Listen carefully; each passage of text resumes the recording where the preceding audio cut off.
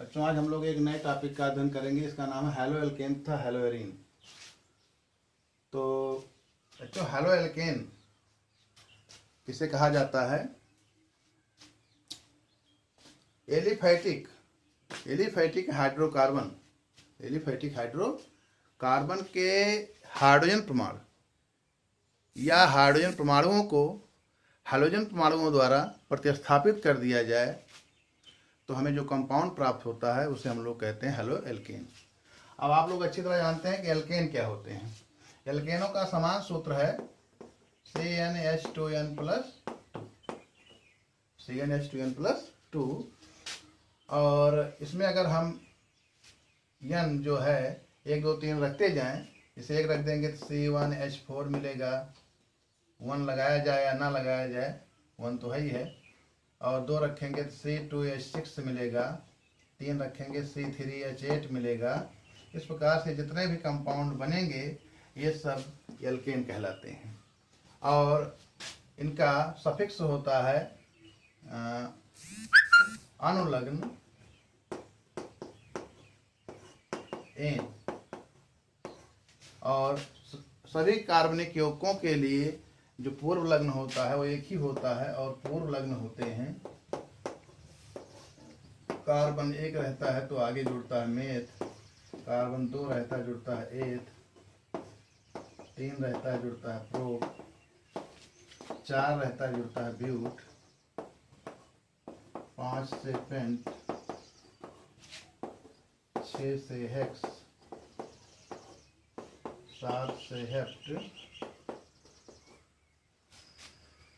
इस प्रकार से बच्चों 8 से आक्ट, C9 से नोन, C10 से डेक, ये हम लोग पिछली कक्षाओं में पढ़ चुके हैं। तो पूर्व लग्न और अनुलग्न मिला करके कार्बनिक यौगिकों का निर्माण किया जाता है। इसमें बेटा एक कार्बन है, एक कार्बन से मेथ हो जाएगा और ये एल्केन का समान सूत्र है। और एल्केन जो है सभी सिंगल बॉन्ड से संतुष्ट होते हैं जिनके पीछे इन जुड़ता है, तो इसमें हो जाएगा मेथानेन मेथेन, इसका नाम हो जाएगा मेथेन और इसका एथेन एथेन नाम होगा, इसका प्रोपधानेन प्रोपेन होगा। इस प्रकार से एक श्रेणी बनेगी जिसे हम लोग कहते हैं सजातीय श्रेणी। तो बच्चों ये सभी कंपाउंड जो यहाँ पर लिखे गए हैं ये सब एल्केन श्रेणी के अंतर्गत आते हैं। इन एल्केनों के एक या अधिक हाइड्रोजन को हैलोजन परमाणुओं द्वारा प्रतिस्थापित कर दिया जाए तो जो कंपाउंड हमें प्राप्त होता है उसे हम लोग कहते हैं हैलो एल्केन। जैसे हमारे पास मेथेन है, मेथेन का स्ट्रक्चर इस प्रकार से होगा। यदि हम मेथेन के एक हाइड्रोजन को एक हैलोजन द्वारा प्रतिस्थापित कर दें तो हमें जो कंपाउंड मिलेगा उसे हम लोग हैलो एल्केन कहेंगे।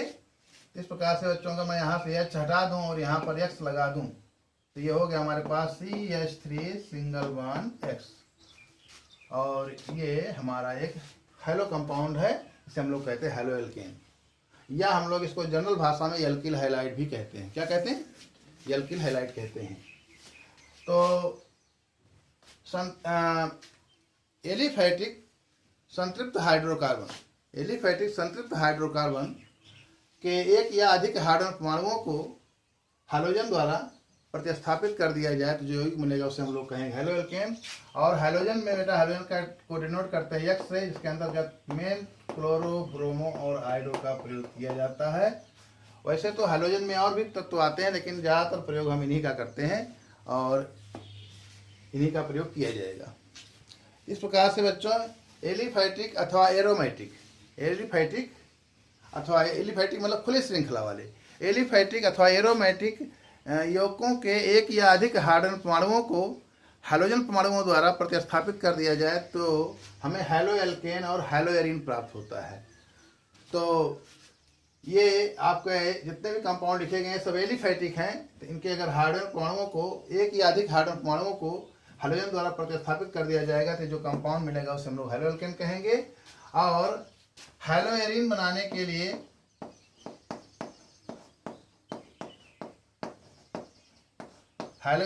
के लिए हमने बताया बच्चों कि एरोमेटिक हाइड्रोकार्बन के एक या अधिक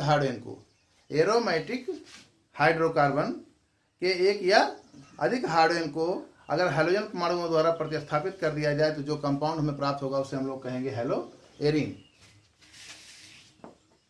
जैसे हमारे पास बेंजीन है,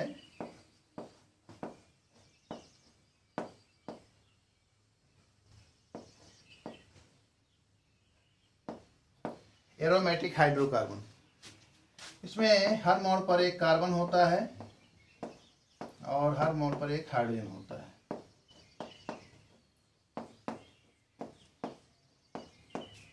यदि हम इसमें से किसी भी हाइड्रोजन को हैलोजन द्वारा प्रतिस्थापित कर दें, जो कंपाउंड हमें प्राप्त होगा उसे हम लोग कहेंगे हैलोएरिन। जैसे बच्चों हम इसको हाइड्रोजन को हटा दें, यहाँ पर लगा दें हम X, ये आपका हैलोएरिन हो गया। अब ये सूत्र हो गया इसका C6H5 सिंगल बॉन्ड X, ये हमारा हैलोएरिन है। तो इस प्रकार से बच्चों एलिफैटिक और एरोमेटिक हाइड्रोकार्बनों के एक या अधिक हाइड्रोजन परमाणुओं को हैलोजन परमाणुओं द्वारा प्रतिस्थापित कर दिया जाए तो हमें हैलोएल्केन और हैलोएरिन प्राप्त होते हैं। ठीक है, अच्छी तरह बात समझ में आ गई है। और बच्चों याद रखना है कि हैलोएल्केनों में जो हैलोजन परमाणु होगा वो एल्किल ग्रुप के sp³ संकेत कार्बन परमाणु से अटैच होगा। हैलोएल्केनों में जो हैलोजन परमाणु होगा वो एल्किल ग्रुप के sp³ संकेत कार्बन से अटैच होता है, जुड़ा होता है। बच्चों आप लोग बताया गया है कि अगर कार्बन अपनी चारों संयुक्ताएं इस प्रकार से व्यक्त करता है, इस कार्बन पे संकरण होता है sp³। कौन संकरण होगा? sp³। अगर इस फॉर्म में रहेगा तो इस पे संकरण होगा sp², और अगर इस फॉर्म में रहेगा इस पे संकरण होगा sp, और अगर ए फॉर्म होगा तो भी इस पर संकरण होगा sp। तो आप लोगों को बताया गया है, आप लोग ये याद रखिएगा कि ये फॉर्म है आपके, अगर ये फॉर्म मिलेगा तो इस कार्बन पर sp³ संकरण होगा, अगर ये फॉर्म मिलेगा तो इस कार्बन पर sp² संकरण होगा, ये फॉर्म मिलेगा तो इस पे sp संकरण होगा, ये फॉर्म मिलेगा तो इस पे sp संकरण होगा। तो यहाँ पर देखिए बच्चों आप लोग, ये कार्बन की चारों वैलेंसियां एकल एकल बंधों से संतुष्ट हैं तो इस पे sp³ संकरण होगा, अर्थात जो हैलोजन परमाणु है वो इस एल्किल ग्रुप के जो कार्बन है जिस पे sp³ संकरण है इससे अटैच है। तो हैलोएल्केनों में हैलोजन परमाणु जो होता है एल्किल ग्रुप के sp³ संकेत कार्बन से जुड़ा होता है, जबकि हैलोएरिनों में जो हैलोजन परमाणु होता है वो एल्किल ग्रुप के sp² संकेत कार्बन से जुड़ा होता है। बच्चों यहाँ पर देखिए, यहाँ पर आप लोग ध्यान दीजिए कि ये कार्बन है, इसकी एक वैलेंसी ये हो गई, एक वैलेंसी ये हो गई, दो सिंगल हो गया और एक डबल हो गया। तो यहाँ पर ये फॉर्म मिल रहा है तो इस पर संकरण हो गया sp²। तो यहाँ पर जो ये हैलोजन परमाणु अटैच है वो sp² संकेत कार्बन से अटैच है। बच्चों बात याद रखिएगा, हैलोएल्केनों में जो हैलोजन परमाणु होगा वो एल्किल ग्रुप के sp³ संकेत कार्बन से जुड़ा होगा, और हैलोएरिनों में हैलोजन परमाणु एल्किल ग्रुप के sp² संकेत कार्बन से जुड़ा होगा। इसके बाद बच्चों बहुत से हैलोजन युक्त कंपाउंड उद्योग धंधों में और हमारे दैनिक जीवन में प्रयोग किए जाते हैं, जिनमें से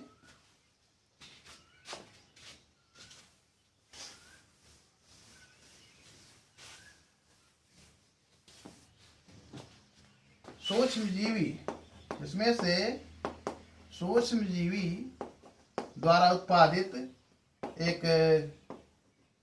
कंपाउंड क्लोरमफेनिकॉल,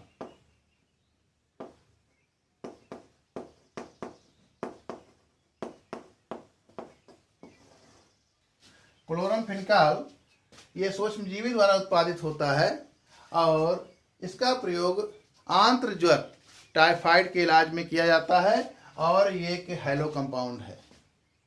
कौन सा कंपाउंड है? हैलो कंपाउंड है। इस प्रकार से देखिए हैलोजन कंपाउंड का उपयोग जो है टाइफाइड, आंत्र ज्वर जिसे हम लोग टाइफाइड कहते हैं, इसके इलाज में किया जाता है। और बच्चों एक बीमारी आप लोग सुनेंगे मलेरिया, मलेरिया में क्लोरोक्विन का प्रयोग किया जाता है। मलेरिया में क्लोरोक्विन का प्रयोग किया जाता है, और एक क्लोरोक्विन भी एक हैलोजन कंपाउंड है। इस प्रकार से आप लोग देख रहे हैं कि हमारे दैनिक जीवन में बहुत सारी औषधियों में ये हैलो कंपाउंडों का प्रयोग किया जाता है। हमारे शरीर में थायरॉक्सिन, थायराइड ग्रंथि से थायरॉक्सिन उत्पन्न होता है, जिसमें आयोडीन पाया जाता है। अगर उसकी कमी हो जाए तो गलगंड या जिसे घेंघा रोग कहते हैं वो उत्पन्न हो जाता है। तो आयोडीन भी हमारा हैलो कंपाउंड है। तो इस प्रकार से आप लोग देख रहे होंगे कि बहुत सारी औषधियों में, बहुत सारी औषधियाँ जो हैं वो हैलोजन कंपाउंड हैं, जिनका प्रयोग हम हमारे दैनिक जीवन में किया जाता है। और कुछ फ्लोरीन युक्त कंपाउंड है जिनका उपयोग शल्य चिकित्सा में प्रभावी प्रतिस्थापक के रूप में देखा जा सकता है। तो बच्चों, औषधियों में, उद्योग धंधों में ज़्यादातर हैलो कंपाउंडों का प्रयोग होता है। इसके बाद हम लोग हैलो एल्केन और हैलो एरिनों के वर्गीकरण के बारे में जानेंगे।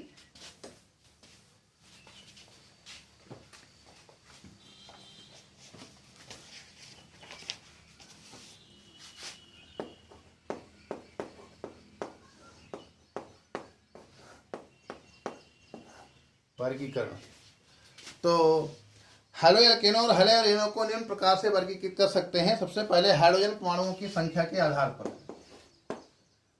सबसे पहले बच्चों, हाइड्रोजन परमाणुओं की संख्या के आधार पर।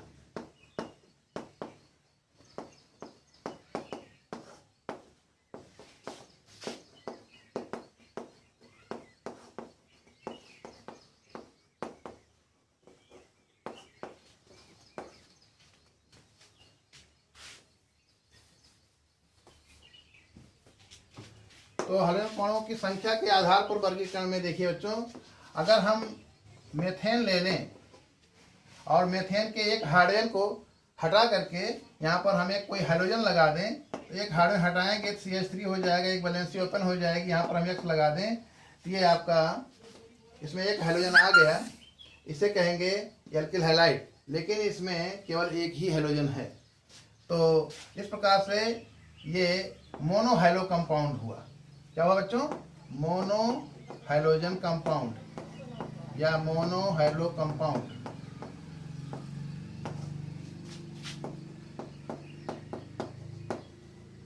और बच्चों अगर हम देखें, ये हमारे पास है CH3 सिंगल बॉन्ड CH3, इसका नाम है एथेन। अगर इसमें से एक एक हाइड्रोजन को हटा दिया जाए तो एक एक वैलेंसी खुल जाएगी। अगर एक एक हाइड्रोजन हटा दें, यहाँ CH2 बच्चे की वैलेंसी खुल जाएगी, यहाँ एक हटा दें CH2 हो जाएगा, वैलेंसी खुल जाएगी। अब दोनों जहाँ पर वैलेंसियाँ ओपन है, अगर वहाँ पर हम दो हाइड्रोजन लगा दें X, इस प्रकार से बच्चों ये हमारे डाई हाइड्रोजन कंपाउंड प्राप्त हो गया। इसे कहते हैं alkyl dihalide, alkyl die halide.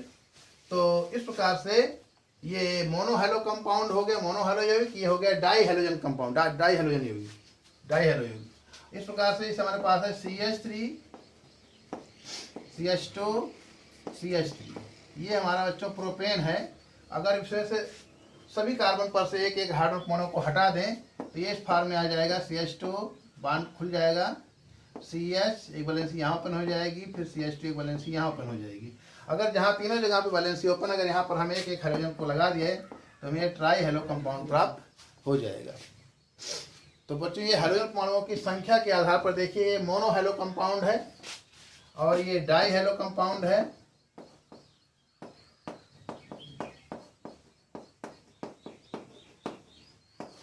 और ये ट्राई हैलो यौगिक है।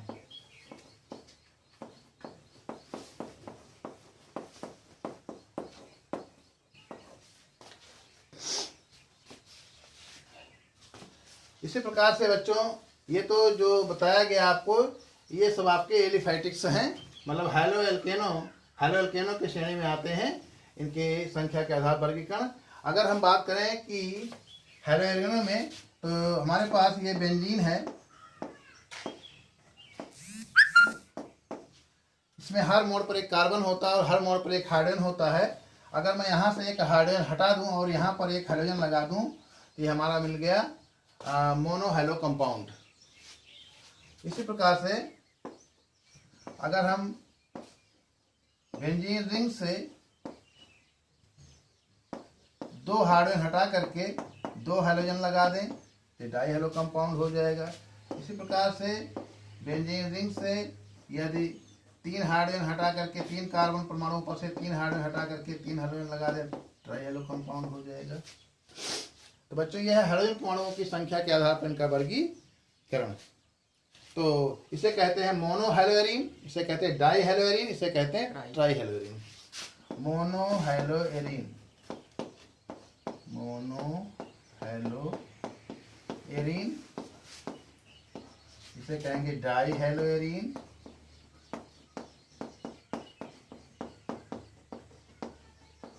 और इसे कहेंगे ट्राईहेलोएरीन।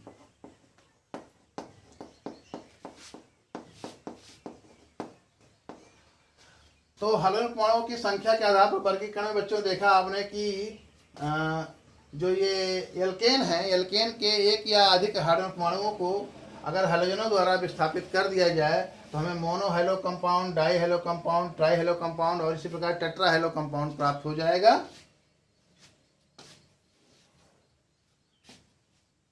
आ रहा है। और इसी प्रकार से अगर बेंजीन रिंग में से एक हाइड्रोजन हटा दें तो मोनो हेलोएरीन मिलेगा। एक हाइड्रोजन हटा करके एक हेलोजन लगा दें, अगर 2 कार्बन पर से 2 हाइड्रोजन हटा करके 2 हेलोजन लगा दें तो डाई हेलोएरीन हो जाएगा।